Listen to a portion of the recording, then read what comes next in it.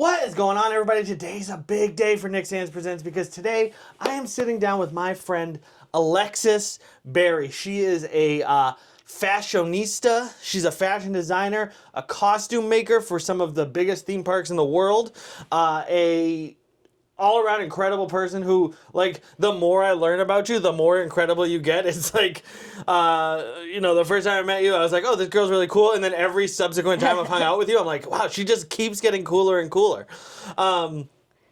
So, yeah, I mean, was that a good introduction? Yeah, well, thank you. I'm the cool person. I'm Alexis. You may have seen Matt Barry, my husband, a couple of weeks ago on the show, and I am cooler than him. Way cooler. Sorry. You can see behind me I have some of my designs. I don't know how wide this shot is, but I mostly, for my own projects, work in leather.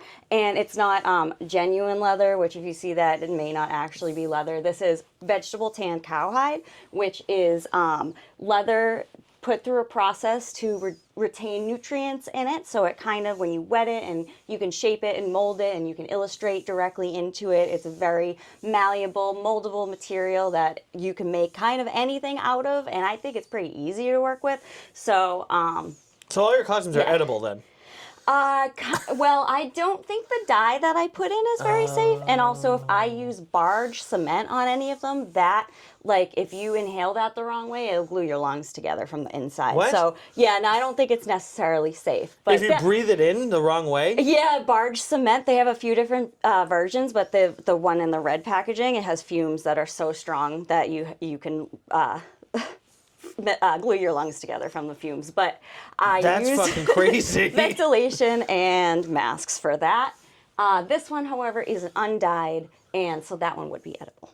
So wait, going back to the barge cement, have you ever seen that happen to somebody? No. No, I've only used it in like school and work and safe environments that have suction to take all the fumes out, or outside. That's or just, fucking wild. Yeah. Sorry, Yeah. that one thing just hooked me on. I was just thinking of like that show, 1,000 Ways to Die. Yeah, that would be a fun one. I haven't seen it in action, but I do use the blue package one now, which the fumes are a little more mellow. I'm not even sure I can buy the red one as a civilian, but I have worked for it, used it professionally through businesses before, and that it's a little scary every time. So going back, how did you get started in the world of fashion? All right, so when I was young, in 9th grade or so, this was pre like Amazon, pre Shein or whatever. So I wanted to dress goth, and I couldn't find the clothes I wanted, or I could find some that were not very affordable. Like, I grew up right near Salem, Massachusetts, so that was a place that it actually had in-person gothic clothing stores, even back then in the 2000s. But a lot of it was just unaffordable. So I had to figure out how to make things in order to get the clothes I wanted. So in my school, like, we didn't have home ec.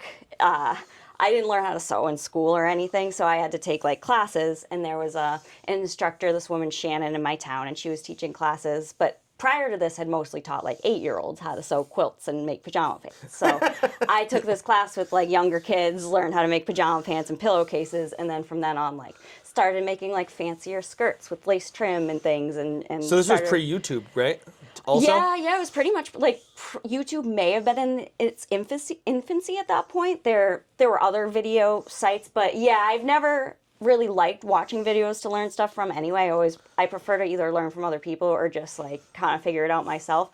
So yeah, Shannon taught me the basics, and then I kind of just blew up from there. I started doing drama club when I was in high school, and that was totally new for me because in middle school I had done band, but I always like pretended to play the instruments because I hated practicing, and I couldn't actually like, I was French horn and I couldn't really play it. And like, we had our 8th grade award ceremony, and I got this award that was unsung hero band, and I was like, if they only knew, like, I literally did not play. I would just pretend I was playing the whole time. That's so funny. Yeah, so I got to high school, I was like, all right, my friends want to do drama club. I'll do drama club with them. I've never been on stage before besides, like, pretending to play in band. So this is new, and I loved it. I did costumes, makeup. I started out, like, just moving boxes on the set. My parents would make fun of me. They're like, oh, she's moving boxes out there. But they were supportive. And then eventually I started getting, like, really small roles and things. And I got some bigger roles later on, no leads or anything, because I would make costumes, design costumes, and some adults would help me make them. And we had this shop in my high school called the Sweatshop, which was just this little room over the boiler room that was literally the hottest room in the entire school.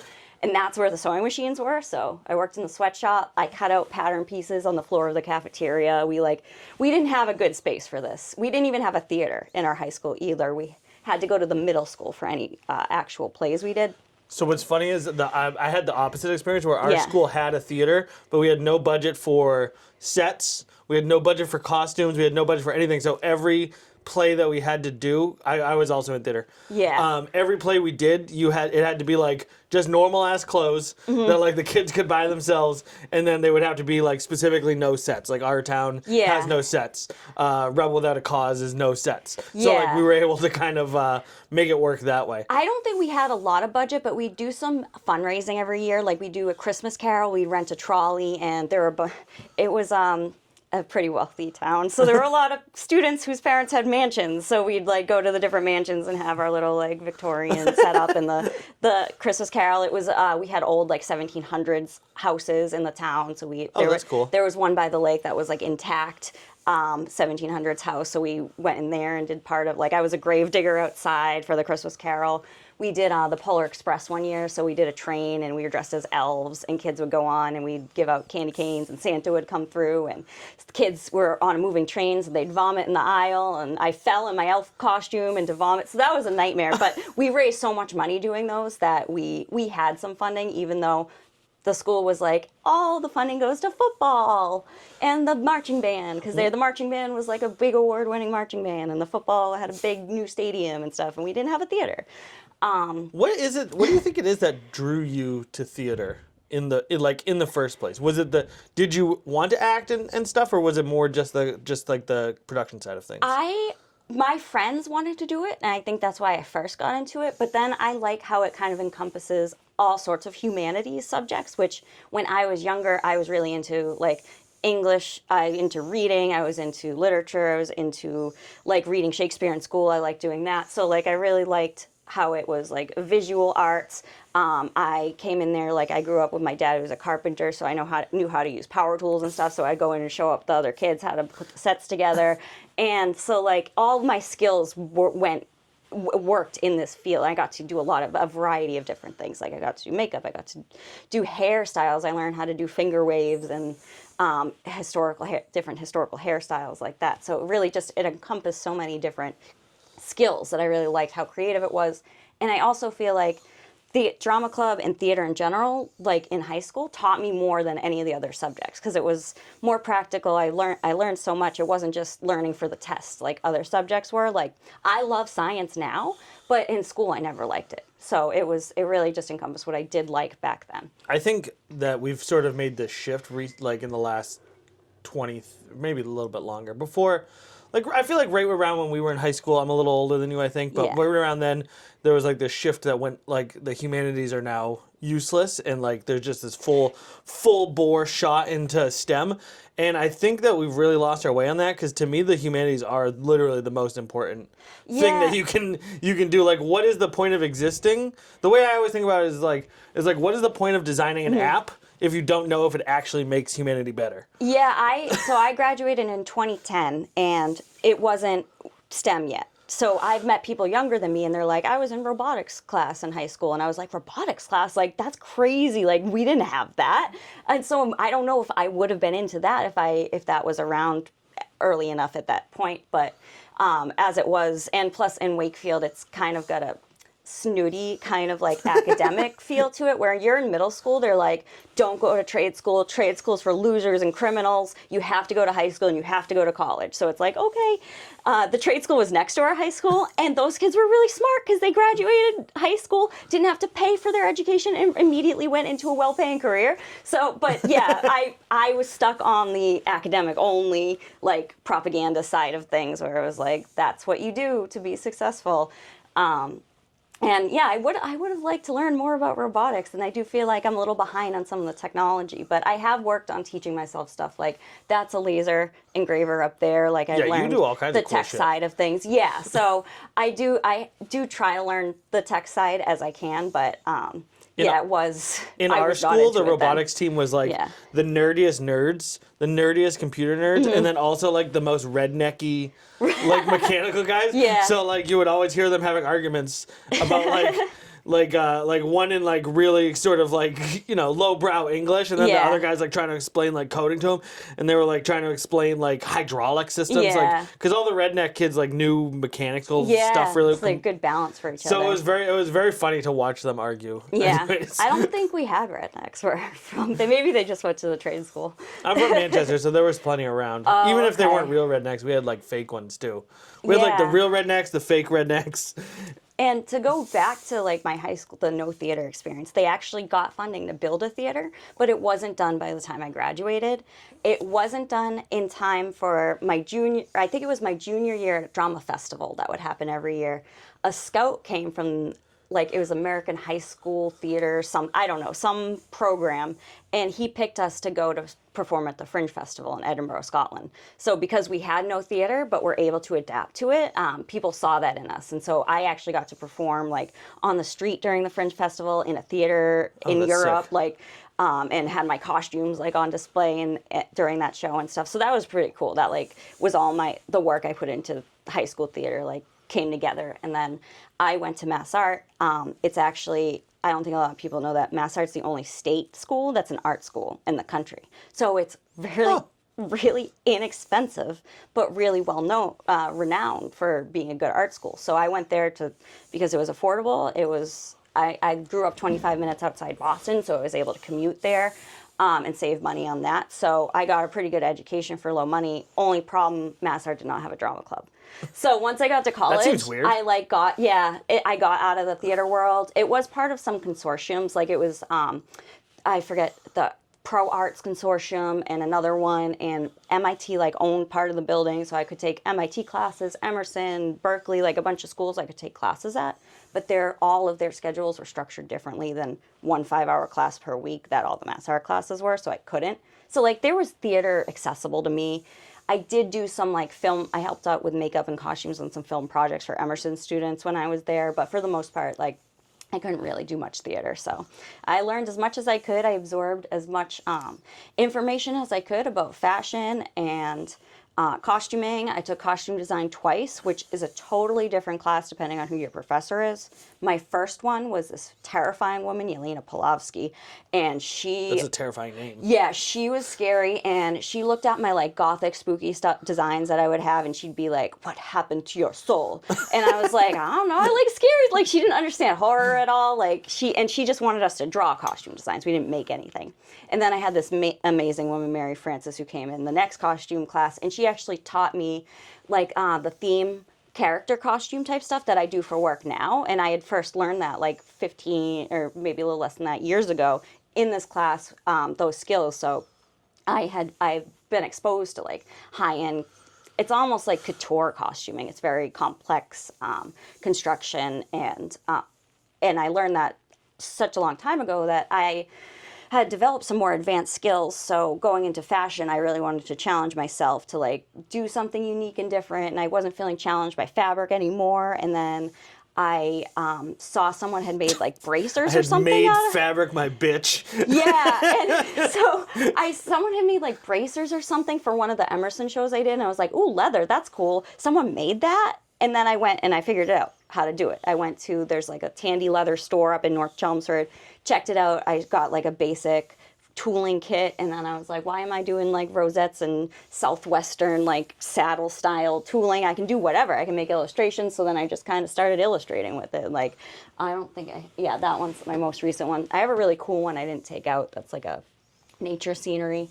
So yeah, you can kind of just draw anything, and it's like making a frieze out of leather. So that my like not feeling challenged by fabric is what drove me to start working with leather. And then I was in the fashion department, and I'd make these really cool leather things, and it would be critique time.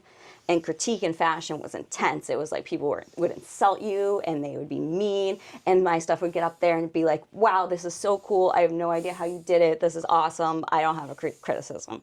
So it was a little hard to grow from that because it was so different than everything else. I was going to say, do you think that's just because weren't in a place where, like, what you were doing was so different from what they were doing? Yeah, it was different. It was more sculptural. It was more abstract. It was less like...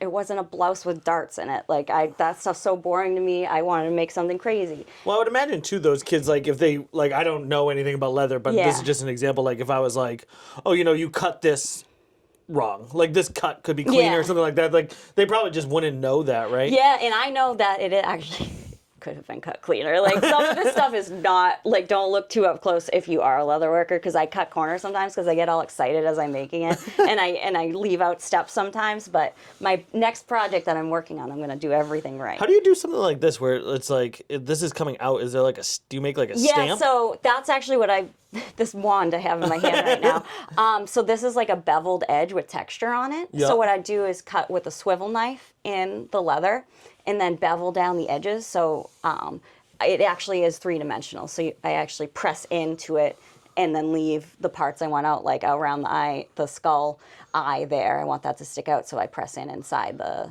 Man, that's cool. And then, so what, yeah, you just it's like 3D. flip, like anything you want coming this way, you flip it over and bang that way? No, it all goes directly in the front. I just have to plan ahead. Oh. But most of it I do freehand. Like the tree's all freehand. I just kind of like draw it out with a ball stylus and then start cutting. Have you ever everything. gotten to the point where you were like, all right, almost done, and then fuck. No, I did not plan this appropriately. It's happy little accidents, like Bob Ross. Like making a little mistake, I just go with it. You go with the flow. I'm not very perfectionist on this stuff, so if there's a mistake, I just figure it out and do it. Like there's definitely a bunch of mistakes in this one. Like I ended up adding this tree part up here to hide something that didn't come out right. So you can really like mold and shape it, and it's a little forgiving, which is pretty cool. Like. It's not, the only time I really like mess up and can't go back is if my water's too hot, if I'm doing wet molding and it goes in and it just like shrivels up. Like that's happened a couple times, but for the most part, it's hard to mess up. So when you were kind of talking about, just going back a little bit, you were talking about how like you kind of had like a gothic style, like you were into that, and that sort of molded you as a person, right? Yeah. What was that like? Was there a lot of that inside of your art school, or was it really just you and everybody else was more like of a traditional kind of? When I actually, to go back to high school, there were more goth people in my high school than there were in college, weirdly enough. Like, people had their own little niches, and like, they're like hippie or whatever, and some, I guess, normies or whatever in college. But yeah, I was a little bit of an odd one out when I was in college, actually, which is kind of funny. I didn't have a lot of friends in school. Like, a lot of my friends were outside of school. But in high school, yeah, so I had other gothy friends, and we all hung out together. We were like the weird misfits. And I wanted to make my prom dress, which is pretty fun. So I actually made my prom dress out of leather. This is the first time I ever worked with leather. It wasn't this kind. It was like goat skin, like a biker leather jacket type leather. Didn't know where to get it from back then. My dad's like, there's this biker shop up in Danvers or something. Let's go check it out, see if they have scraps. And I did. I went up there. They had some black and white scraps of leather jacket stuff. I took it. I made like a corset with like a applique rib cage on the front, and then did this like black and white striped tulle skirt. So that was pretty cool. I wasn't the prom queen, but I was in the local newspaper, which I don't think the prom queen was. So I was the only one who made their dress. So it sounds like your parents are supportive then. Yeah. My dad especially has always been very supportive of me being artistic. My mother, not so much. She definitely kind of pushed me, wanted me to go into STEM. But my dad's always been very supportive and happy about me being creative and artistic, which he is too, but he never had the same opportunities that he gave us to be creative and artistic. So. What's your dad do for work?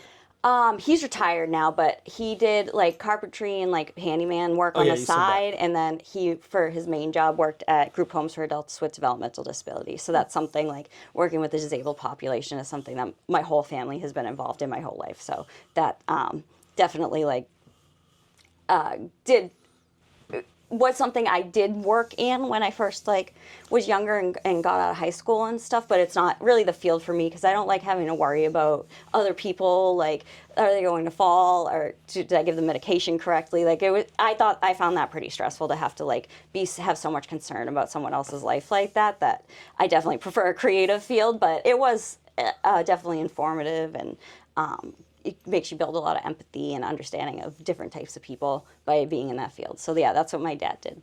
You talked about your two teachers in college, the like one who was kind of scary Yeah. and the one who was more not scary. Yeah.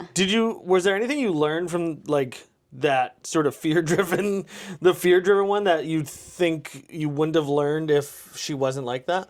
I would say probably not. I don't find that class was very informative at all. It gave me some credits, and I got to practice my drawing skills, but I don't feel like she really taught us very well. And it was very outdated too. She was very old. Not that, like an old teacher can be a good teacher and everything, but she she was drawing stuff that looked like it came from the 60s, like her style, and like it had never updated or changed or anything. So yeah, I didn't really feel like her class really informed me much. The other one was so impactful of how informative it was. Like she taught me how to design like a spherical shape out of slices, like an orange slice. She taught how to drape different body parts rather than, like draping is how you make patterns on a dress form rather than just drawing it out flat, and how to do other shapes, like how to drape something over a shoe and make a new shoe and design shoe, like just so informative in so many different ways that the other class did not live up to it at all. It fueled my ego by being a weirdo, like, yeah, there is something wrong with my soul, lady. So that's it. Is there, when you were taking, I'm assuming, other art courses too, right? And how did, like, was this like an all-encompassing kind of education, or were you like so focused on like fashion that the other stuff was just like how much did that stuff inform what you do? Mass arts pretty much got, at least when I was there, I don't know, I know they've changed some stuff since then, but it had a classical art education. So I took a visual language class that taught about color theory and basics. I took a video class, a sound. I took painting, oil painting and stuff all at the beginning, like as a foundation. And then second year you go into your major. And then I actually, because I was having problems, like I would do all these amazing stuff, no critique, no criticism, and then it wouldn't get picked for the fashion show. And I'd just be like, why? Like it didn't fit into their like box, their aesthetic that they wanted. And I have an attitude, so I was just like, you know what? If you're not going to put me in your show, I'm changing my major. And I changed it. And I went to admissions, and they were like, if you want to get out of here in less than 3 extra years, the only choice you have is fibers, which is the textiles department. So I actually switched my major to, it's technically, my degree says 3D fine art on it, but I switched to the textiles department, and then I learned about weaving and making fabric and taking like a sheared sheep's wool and turning that by hand into yarn, into fabric and things like that. I didn't make that. No, that's from Wayfair, I think. Oh. This is just, this is a cheap tapestry. What is that picture? It looks so familiar. Is that the knighting of King Arthur? It's the Lady of Shalott. No, you know what? I can't remember. I mix up Waterhouse, and there's a guy who did Ophelia and a guy who did this, and I mixed them up. And I meant to check that before I started because I knew this was going to get attention, but I think it's the Lady of Shalott knighting. It might be King Arthur. I don't know. I just think it's cool. That one, I could tell you a lot more about the tapestry on the other side. That's part of the Bayou tapestry. And the Bayou tapestry is not a tapestry. It's actually an embroidery. But anyway, that's part of history. That one's cool. I mean, that one's cool too, because that's going to lead into what we're about to talk about now. Okay, yeah. From your after you got out of school. Yeah. What did you go do? Well, after school, I worked in leatherworking manufacturing for a while. But I also, if you're talking about the reenacting, I did that during college mostly. Oh, yeah, so that was extracurricular. But I kind of went on a tangent. I wanted to say because I added that extra major, I had a lot of extra classes, room for electives, so I was able to do a bunch of different electives, like metalworking, where I made these 8-inch aluminum spikes on a metal lathe. So like I got to do bronze casting, like over there, that Thor's hammer pendant on that. I cast that in bronze. So yeah, I got to learn like a lot of different artistic subjects while I was at school because I had that extra time. But yeah, and a lot of them did lend themselves well to the reenacting, where where is it? Like this, I wove this belt here. Like I did weave some stuff, and yeah, so I got into reenacting. I like metal music and folk metal, which isn't super pop. It's like probably one of the least popular metal subgenres is folk metal. But yeah, I love this band Fin Troll and stuff. So I was at a concert one time and I met some people dressed in historical clothing, and I was like, wow, that's awesome. I want to get into that. So it was like a bunch of friends, and they like introduced me to the group and everything. How did you get into the least popular metal subgenre? It's like a blend of fantasy and metal, and I just think it's so cool. It's like music made for goblins by goblins, trolls. Fin Troll is like they dress as trolls. Like I love them. So it's very like Tolkien-esque. Like I've always loved Lord of the Rings and stuff. So I love it. I think it's really cool. It has a lot of folk instruments, which I also like as well. Which I like world music and neo-folk and stuff like that. So like a lot of the folk metal bands have hurdy-gurdies in them. They have nickel harpas. They have all sorts of flutes and pipes and recorders and bagpipes, and just like I love the crazy like creative instruments. I love that a lot of them are like historical instruments that have been remade from artifacts, and I love now the they're idea of playing a it. metal hurdy-gurdy player. Yeah, there's more than you would think. I know quite a few, not in person, but I listen to quite a few. Yeah, it's metal and hurdy-gurdy goes really well Oh shit, together. the hurdy-gurdy's coming out. Yeah. Oh, I have seen a guy shred on hurdy-gurdy. He was like doing loops and stuff. This wasn't even a metal band. This was this band called Fawn from Germany. They do stuff with metal bands, but yeah, he was making loops and he was playing the loops back and then going along with it. Like this guy was shredding. So yeah, hurdy-gurdy, like you can really play that. They've really yeah. pushed the hurdy-gurdy fucking movement in a direction the last few years. That guy, and then Anna Murphy from Switzerland, she's great on hurdy-gurdy too. If so, any yeah. sick hurdy-gurdy players want to come on my podcast, please let me know. I'd Yeah, love to have it. that'd be cool. So it sounds like you were just kind of, like you're just kind of an all-around sort of artist, like art person. Like you not only create art, but it sounds like you really appreciate like a whole wide spectrum of different arts too. I like film and theater, I think, are cool because it encompasses all that, where it's in the performance is part of it too, which I also like. I like doing fashion shows, which you shot mine. Like I like the performance element of it that shows like fashion in motion, human in motion, and like how it all becomes like armor comes to life when it's on a person. So like, yeah, all encompassing. And I always have been very good at adapting like all the different electives I took. Like I was like one of the best in a lot of the classes too, even the stuff I didn't specialize in. I just like find it natural to be able to make things out of whatever. Like I did really well in my wood carving class, and I had an accident in my woodworking class where I sliced my wrist open with a spoon chisel because I was being dumb and I had one hand in front of the other hand where it wasn't supposed to be. Like I broke the rules. He took a picture and put me on the wall that said, "This person broke the rules. Don't put your hand in front of the other hand when you're using hand tools." And I still did. I still was one of the teacher's favorites. So, yeah, definitely like love all sorts of art. I do painting sometimes for gifts. I don't love painting as much. I have some around the house that are like hidden behind there and stuff that haven't been finished in 15 years because I don't like it.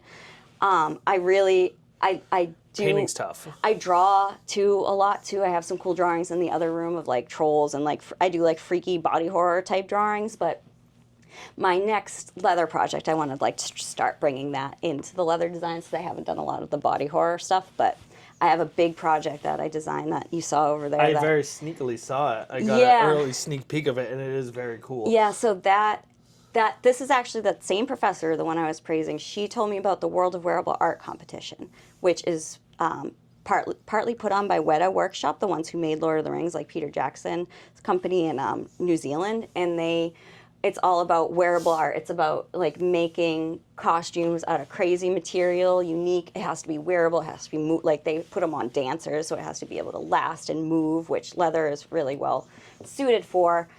A few years ago, their gallery came by. It was at the Peabody Essex in Salem, so I checked it out there, and I saw some of the stuff in person. I'm like, I think I can do this. And this was years ago, and I've been thinking about it for years, wanting to do this. And then this year, I made this piece. And I was like, I finally sat down and did it, and I knew I could do it, and I knew if I have more time, and that goes with it too, the crown.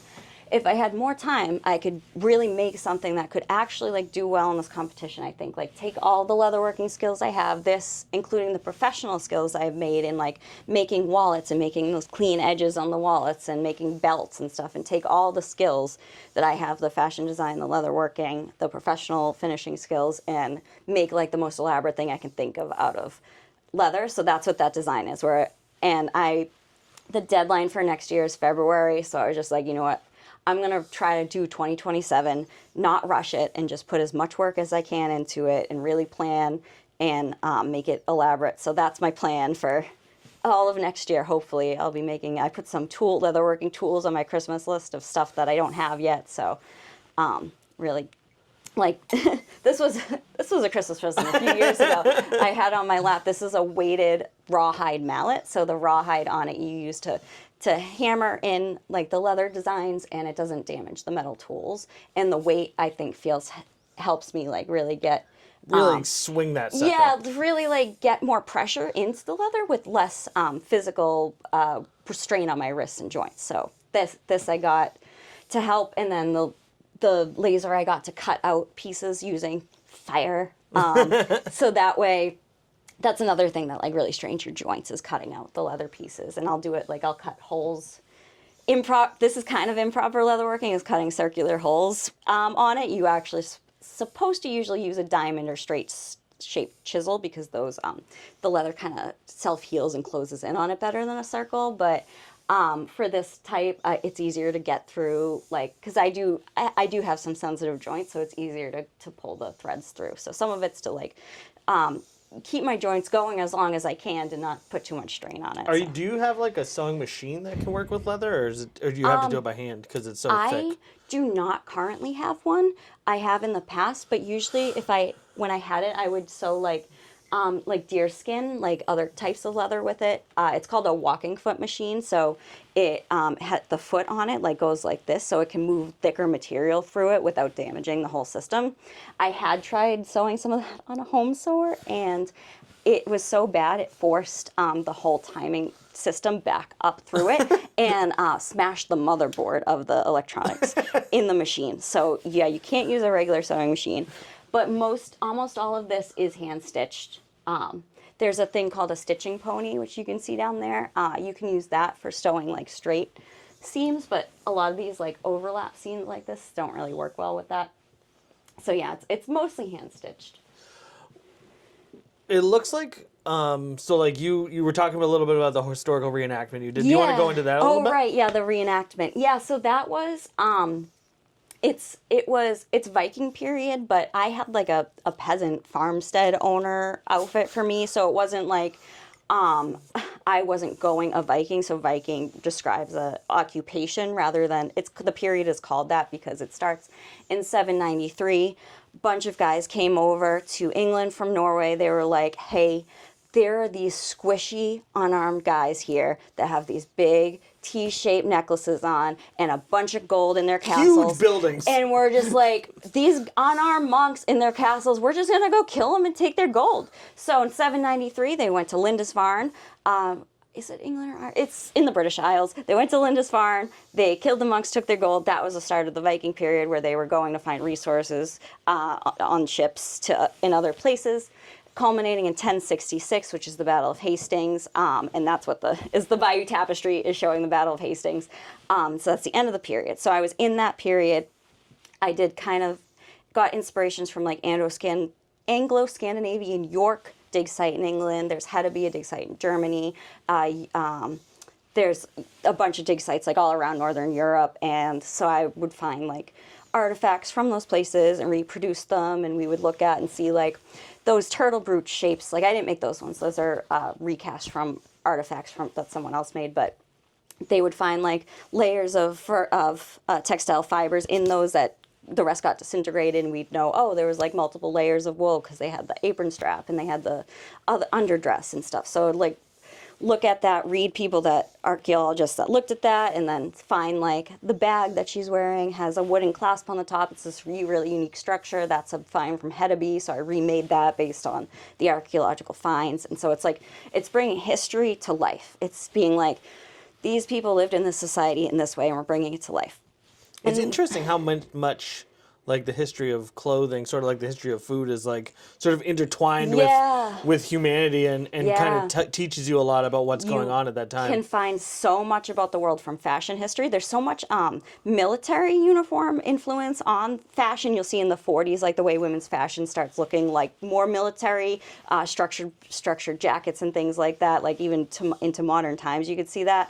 But yeah, fashion history, like you can learn so much by that. Like the type of the way the textiles was woven. Well, they'd use cards and they'd shape it like this, and you couldn't go to a store and buy fabric. You had to have a weighted loom in your house that had these like ceramic or rock weights at the bottom that would pull the wefts down, and you put the warp across. And that's crazy. Yeah, like just so much people adapting to their lives that they have, or they start going and traveling and trading and getting silks from other places or stealing stuff from monks. And but yeah, part of what I like about this time period is what I would call relative egalitarian. Like, yes, they still went and absconded with Irish women. Yes, not the best people, but no one was at this time. But they also, like, women could own property. They could, in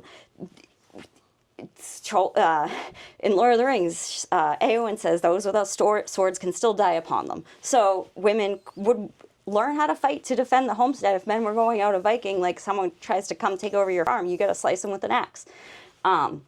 Spear fighting, I think, is really cool because spears, it's such a small piece of metal, so it's not expensive to make, but you can really fight against a sword and a shield with a spear. So, yeah. And basically, I mean, the spear is pretty incredible just in the fact that, like, it basically changed humanity. Like, it took the human from being just, like, a squishy bag of water to being the most dominant species on the planet with nothing else other than a stick with a point on it. Weapons, which looking further back than I think of weapons as tools. I don't know if I agree with the term weapon. Maybe that weapons in the use of it, but yeah, it's like it's a tool. Like a spear is a tool used for defending, for killing big game animals and becoming human. Or other water bags. Yeah, right. It's a tool that's designed to kill people. I mean, or kill things. That's what it does. Weapons and fabric and weapons and clothing really tell you a lot about the historical period. What was it that drew you to that specific? Because it does seem like, obviously, you were just talking about how you like that kind of metal. You like, obviously, your designs seem heavily influenced by it. Like, what is it that drew you to that time period and those people? I think it did have to do with the music I like specifically, but if I had run into, like, Roman reenactors, who's to say I would have been into that, too, because I took Latin in high school. My Latin teacher would always talk about all these really cool Roman things. So, like, yeah, I would have gotten into another time if that had been available. This was happened to be popular around the time when I was getting into it as a reenactment thing throughout the world. And as a middle-aged white guy, I really like the Roman Empire. So I like Roman stuff too. But yeah, and I think part of the lure and fascination of this is that they came over here like way before that asshole Columbus came over here. And I mean, they were assholes too, but but they came over to the Americas or whatever. Like they called it Vinland, and Vinland means like land of the grapes. And the furthest north grapes can grow here is Massachusetts. So there's always been this like fascination that, did they actually come down to Massachusetts?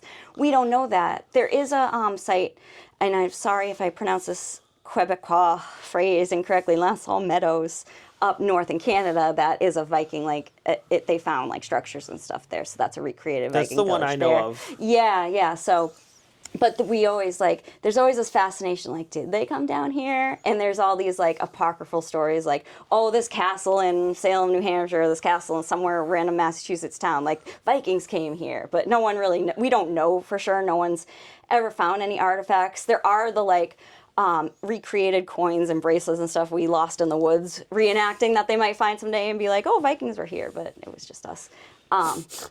So there's that fascination of this region in particular. Do you think anyone will ever be fascinated with this time period the way that people are fascinated with that time period now? I think so. I think there's already there's subcultures in Poland that love American stuff and they act all American and stuff. So even this day, there's culture that other cultures are interested and fascinated with. So I know there's a huge contingent of Japanese people who are obsessed with the greaser like the 50s yeah. greaser sort of like cultural style and stuff, which I think is very funny. I don't know. I just think it's like it's interesting the way that I mean, probably for thinking about it, you know, World War II, it's probably not for the greatest reasons, but we over there, we like kind of, you know what I mean? That sort of mixing of, and their music is sick. If you ever get a chance, like I'll check it out. Japanese greaser music is sick. That sounds fun. Yeah. Yeah. So like, and there's a lot more data and evidence backing up. Like they didn't have a written language in the Viking period. Like a lot of the the stuff we have written from that time period is from external cultures. What's like that stuff? This was made after. Oh, okay. Yeah, that's Navigio Mare, navigate the sea. That's like Latin. So this is pre-Latin? Sorry, I'm not trying to be, No, this I'm would just be, curious. This represents 1066, the Battle of Hastings. So Latin would have been around for 1,000 years. Okay. Plus. It's just these guys didn't have it. No, they didn't have Latin. They had Old Norse, and but they didn't have a written language. They had runes, but they didn't really. It wasn't really writing the way that we have writing in other cultures. So one of the main sources from the period is Land of Darkness by Ibn Fadlan, who was an Arab trader. So he traveled up through the Land of Darkness, which is because it's above the Arctic Circle, so it's darker more in the year. So he came up and he wrote about it, and then Michael Crichton took his writing and wrote Eaters of the Dead, which they made into the Ninth Warrior, I think it's called. This is the Antonio Banderas movie. That's Warrior? Like 13th. Yeah, that's very briefly like trickled down, inspired by Ibn Fadlan's story, not really accurate at all, but yeah, that's like that he wrote during that time period of what was going on, but he was outside the culture, so it's not crazy. Imagine being that guy and just being like a Middle Eastern dude who's like, you know what, fuck it, I'm gonna go out on like a super long walk. Yeah, check out these like scary Northmen and see what they're really like. And one thing I really found interesting that he wrote was that they had. Did he go there with that in mind, or was he sort of like? Yeah, I think he was kind of like a proto-anthropologist. He was like writing about the cultures. He found it fascinating and interesting. There is some like Roman writing too, like Tacitus, Germanicus wrote about that, those like northern tribes and people too a little bit. But the one thing Ibn Fadlan said that people had like green and blue trees and vines, like tattoos on them, but we don't know if it's really tattoos, if it was paint or what. But I actually got, my sleeves are too tight, but I got trees and mountain tattoo on my arm, like kind of inspired by his writing. So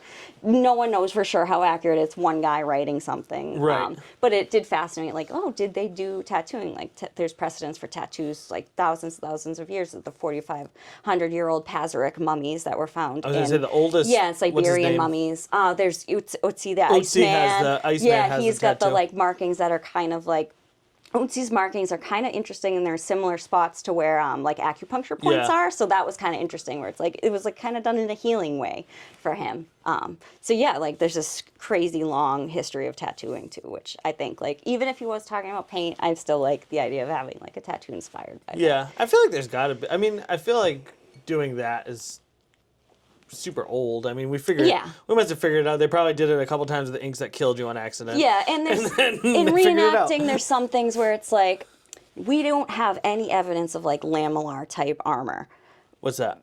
Like it's like leather, like plate pieces kind of armor. There's no evidence of it. Some people will reenact it. They're like, it would have made sense for them to have it, but we don't have the evidence of it. So a lot of the reenacting stuff, it's like, this is what we know is accurate, and we won't make assumptions. Like they probably had leather kind of arm pieces or something, but we don't have evidence of that, so we're just not going to do it. We're just going to do what we found. There's that. There are other groups like the SCA, which is the Society of Creative Anachronism. They're a little more willing to break exact like academic history to bring that fantasy element of it. Yeah, they it's still fun when you're accurate, but yeah, they're a little more loosey-goosey about it. They don't, like, all the textiles on that outfit I have are exact, like, it's linen. It is something they would have been able to have. SEA might have cotton fabric or something, or like, yeah, they're not as strict about it. It's definitely a little more fun, but there are ones that might have, like, the lamellar type armor that we don't know if they had it. They probably did, but I wasn't really willing to take that risk. It's funny that you were just like a regular peasant, because I've always wondered about that. It's like, Yeah. when you see a lot of reenactment, you're like, how many, like, what percentage of people were Yeah, really like the so coolest guys? You know what I mean? That does annoy me, where it's like only the rich guys would have the like the chainmail and the big swords and stuff. Like I might have an axe or a spear, but like I can't afford how am I going to afford a sword? Right. Like, so yeah, I didn't have And a plus, sword. it's probably not like, it would make sense for you to have an axe if you're like working on a farm. Yeah. But to have a sword probably wouldn't make sense because you can't really do anything else with it unless other you than kill stuff. took it off a body or, Yeah. but it just, I like to be more realistic. I wasn't going to get blinged out with silver and gold jewelry and stuff. I was being a little more accurate as I could in it. And there are the guys that come out full suited. They get the helmet, they get the chainmail, they get the everything and the furs and everything. It's just like, all right, you're the coolest Viking, all right. okay? I'm a lowly peasant. There's mud on my dress. I've been caught. My dresses have caught on fire before. Why?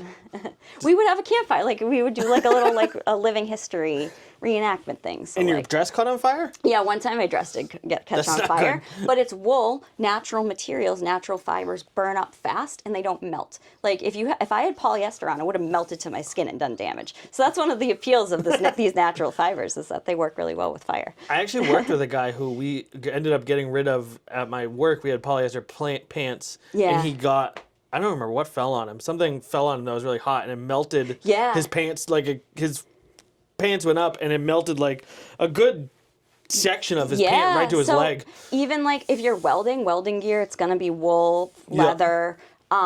When I was doing bronze casting in school, they were like, do not wear anything polyester. It will be a danger. So yeah, even to this day, there's a reason to have the natural Did fibers. you have to wear the boots without laces in case you got a spark in your shoe? That's the worst. I think I may have had to wear. I think we had like boots to put on. Yeah. Over. Yeah. There were specialty boots. I Yeah, used to you're right. weld, and I never would put on any of this. I would wear like the jacket and the mask, obviously, and the gloves, but I would never do anything for my bottom half. So like I would be welding, and like a spark going in your boots the worst. Oh yeah. Because you gotta kind of like lift your foot up and kind of shake it around till the spark lands somewhere where it's not burning you, and then you just gotta wait until it cools down. Taking those risks with students, but yeah, I bet on the job like that probably happens a lot. Pain in the ass. Yeah. Or the foot, I guess. Yeah. So you were in school, you graduated. How much? One of the things about fashion, I think, like sort of a misconception is like you were kind of talking about. You touched on it a little bit when you're talking about wearable art. Is that like a lot of the fashion industry? It seems is not actually designed to just be like regular clothes, right? It is an art piece. How does the like artistic side of fashion that like pushes the envelope of fashion like sort of trickle down and like work its way into like the general sort of wear of people? It's a little hard for me because I'm like in like the subculture world, which has always been a little more creative and weird, and like there's like the traditional goth thing of thrifting and dyeing stuff black and like not spending money and remaking old stuff, which I do a lot of that too. There is a lot more like fast fashion now that is more creative like that and available. But I don't like. I don't know if you go in Target, it's certain fashion that trickles down all the way to Target. Right. It's not really the stuff that I'm doing, but I am of the opinion that everything you wear is a costume. Like everything's a costume, really. Like the wearable art's a costume. I am not a lumberjack. Fashion is a costume. Yeah, like you're wearing a New England guy costume right now. So, yeah, like everything. Yeah, it's all costume to me anyway. So I don't get why you wouldn't want to dress crazy every day, but like you've seen me and Matt in our for big furry coats and stuff, like that's fun. Like I'd rather just dress in a fun way, and like I think that's probably what's happening in like on the runway. It's like people just want to make something fun and interesting, and I definitely disagree with a lot of stuff that's on the runway. I think a lot of it's hideous, but that's why I'm in a niche, and that's why I wasn't picked for the fashion shows. Like my most boring thing, which is in that corner over there, that dress right there, that's the one thing they picked for the fashion show. This dress with buttons. Like, not this. That could have been on the same show, and they weren't. So. But I guess that might look like so out of place on like a regular fashion show, right? Do you think that's sort of the reasoning? I don't know. Maybe they just didn't like me. They just didn't. They I just don't weren't know. into it. I didn't feel. I was like in my adolescence. I mean, I'm in my early 20s at this point, like barely out of my teens. I don't really know the inner workings and politics of the fashion department. I just had an attitude, and I was like, you're not gonna put me in the show. I'm changing my major, doing whatever I want. No one's gonna tell me what to do except weave fabric. You kind of. You kind of showed them. Yeah. It kind of worked out for you. Yeah, So, I got a degree. It is. I have tried to get into like corporate fashion jobs before, which I haven't had any luck doing because I don't have like my degree doesn't say fashion, but I don't know. Like I feel like now it's the AI that I didn't say something right and the AI didn't read it and I just get pushed away. But I'm glad. Like I'd rather be doing what I'm doing now, where I'm making stuff by hand every day, making like character costumes, themed entertainment type costumes, rather than like sitting in a corporate office like listening to what the big suits say they want based on whatever. I don't know. Like, do you make your own clothes? I don't make everything. I did make this leather top that I'm wearing right now. This is a deerskin top that I kind of left this free edge on, which is like if I do like more fashion rather than costumey, I kind of like working with like interesting leathers and textures in this. But the rest of my outfits from this Australian company called Black Milk. So I am a little bit of a clothing shopper. I definitely love how much you can find really cool fashion now, and I think it was from being deprived when I was younger from there were a couple online stores and you were taking a risk every time you bought something online because there was no way to know what's a good company or what's Right. not. There's no Google reviews at this point. Like I bought some Victorian clothes from this company Ipso Facto that said they were in California, and those ended up being really cool, but there were other companies that like never shipped because it wasn't a real thing. It was a scam. So yeah, nowadays it's like now I can look up. There's thousands of reviews about Black Milk being awesome. I could follow their Instagram. I could talk directly to them. Like, Well, it's crazy I how love like that. popular the quote unquote sort of goth subculture has become, where it's like yeah, it is mainstream at this point. I mean, Yeah, nobody even turns their head. I can remember like in school, like I was like friends with a lot of the goth kids. I wasn't like goth myself, but like Yeah. I can remember like seeing people. I mean, literally people would stop and be like they thought they were gonna get shot. You know what I mean? Yeah, Like yeah, shot it up. was- That was so- like around the Columbine time. I think like I am kind of aggressive. I'm tall and I'm strong and I'm a fighter. So like a lot of people wouldn't mess with me the way they would mess with someone else. Or if they tried, like this girl came up and made fun of me in 6th grade at the locker and I punched her in the stomach and she never made fun of me again. She like gained respect. So like I'm a little bit unbullyable in that way, where I did get some bottles and coins and stuff thrown at me walking home by juvenile teens, but I, for the most part, haven't had that. But I know that I did have a little bit of a fight. Like when I was in 9th grade, I had my family like Christmas picture, and I had my Trip pirate jacket, my black jacket. I had black eyeliner on. I had my big metal ankh on, like Death from Sandman, and I had a mean face on because I wasn't gonna smile in the picture. And so my aunt called my dad and she was like, she's gonna get into drugs, she's dressed like that. And he's like, no, she's an A student, she's like, an she's artist. already into drugs. no, I was like straight I'm edge just then. kidding. Yeah, no, I'm not straight edge now, but I was then. I was like, I don't need any drugs, I'm too tough for drugs.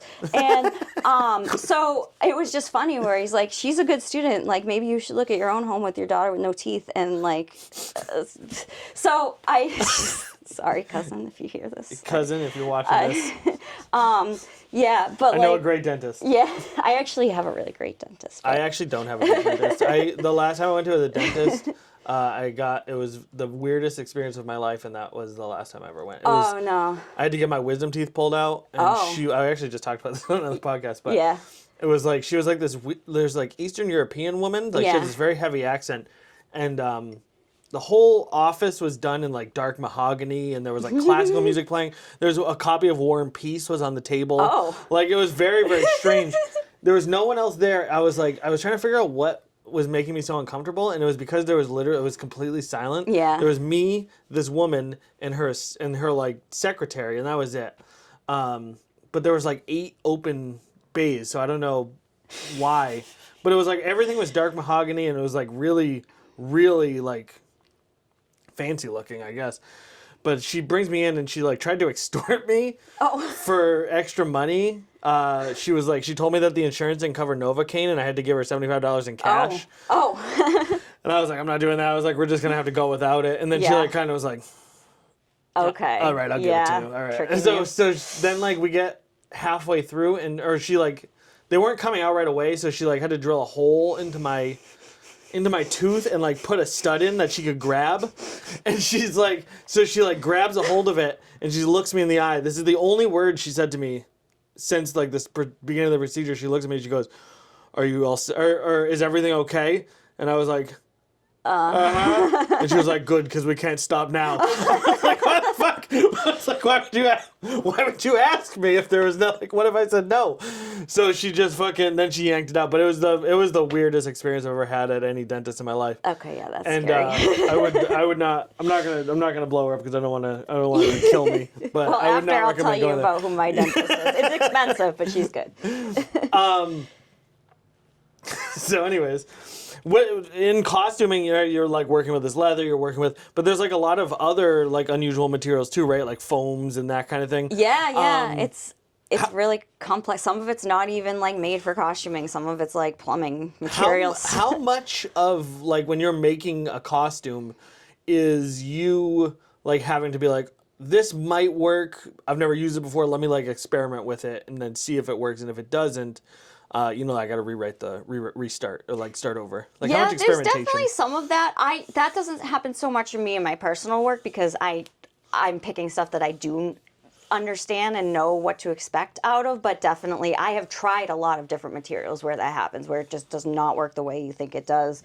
You don't have the right glue. I don't like that kind of frustration actually, and that's why I like leather so much. It's because it's so easy to understand. It's so natural. It's so ancient. It's something like all my ancestors worked with leather. Actually, funny enough, I did an ancestry test. I did a tree.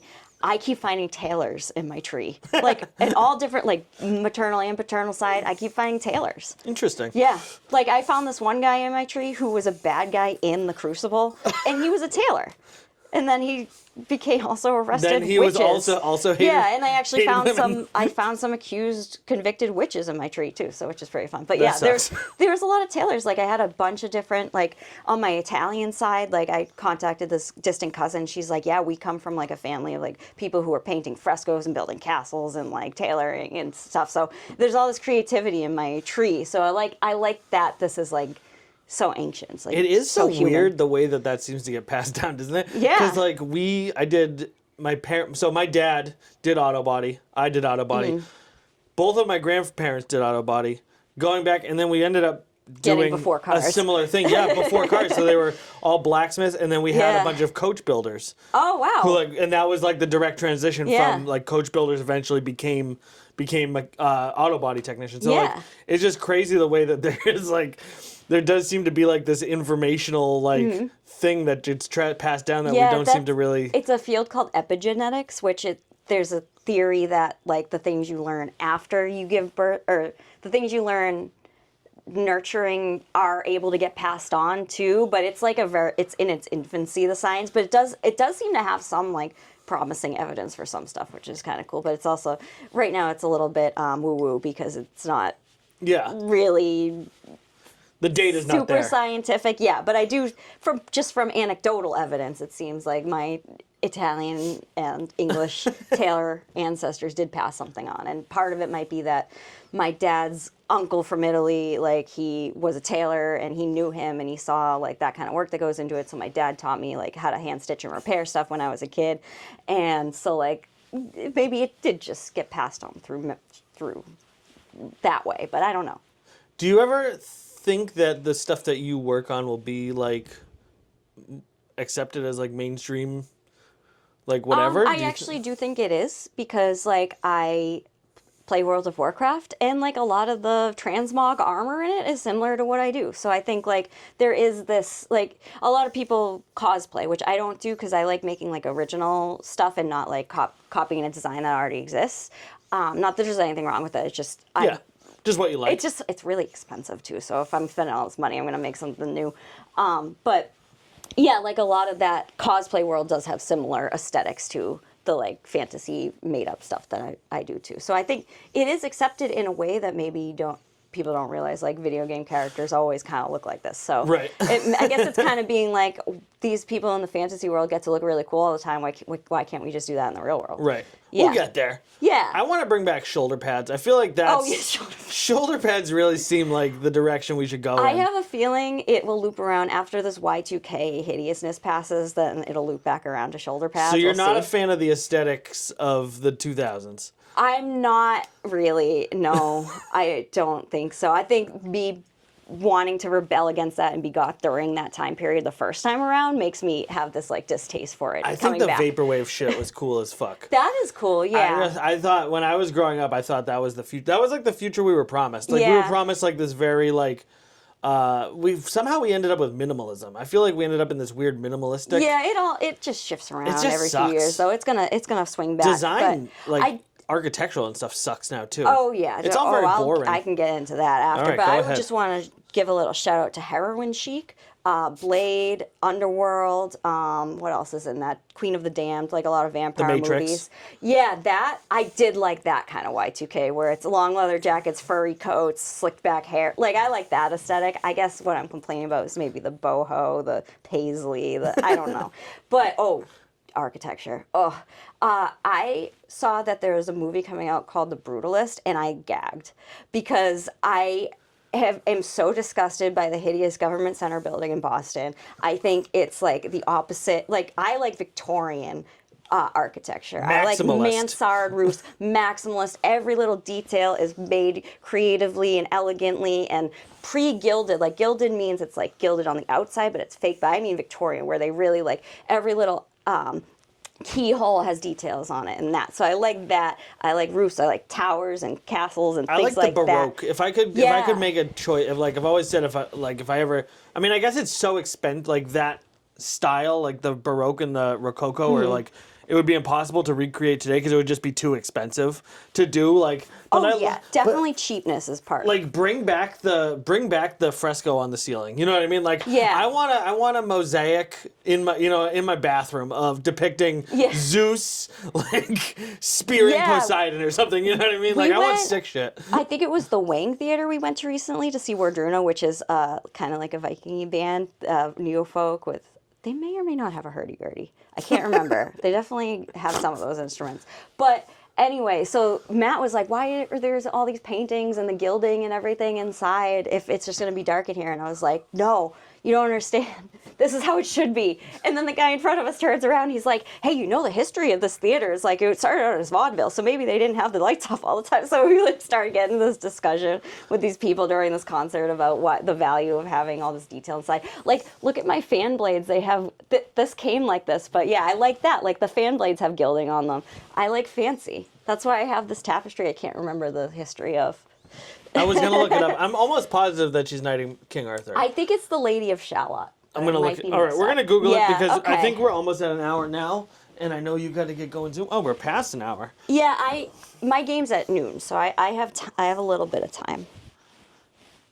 How do you spell shallot? Oh, there it is. Like the onion. Lady of Shallot is she's in a boat. Oh, okay, so it's not the Lady of Shalott. Hold on. Famous is it? Is it Waterhouse? William Waterhouse? Why am I blanking on it? Knighting a.